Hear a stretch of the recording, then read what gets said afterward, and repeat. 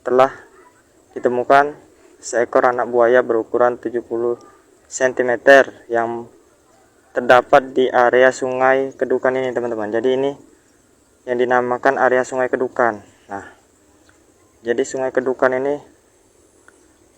batasan dengan jembatan Musinam sana ya. Nah, itu teman-teman. Jadi untuk saat ini Sungai Kedukan ini lagi surut ya. Jadi terlihat untuk dasarnya juga tuh ada tanah ya. Jadi tidak terlalu dalam, teman-teman.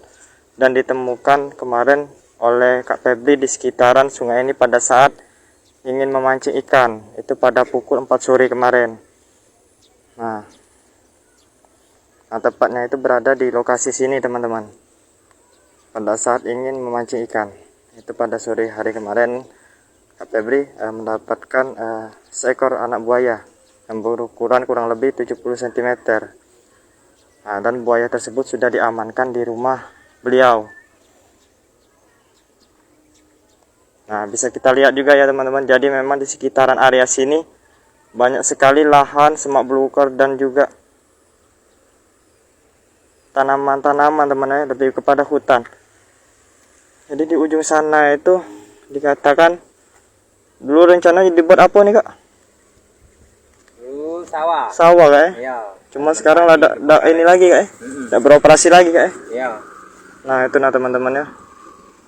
Jadi bisa kita prediksi juga bahwasanya dalam area-area pepohonan atau banyak sekali semak belukar kayak gini,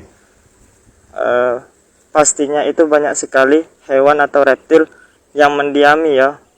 Tak terkecuali seperti buaya, teman-teman. Karena selain di area hutan yang lebat, apalagi kalau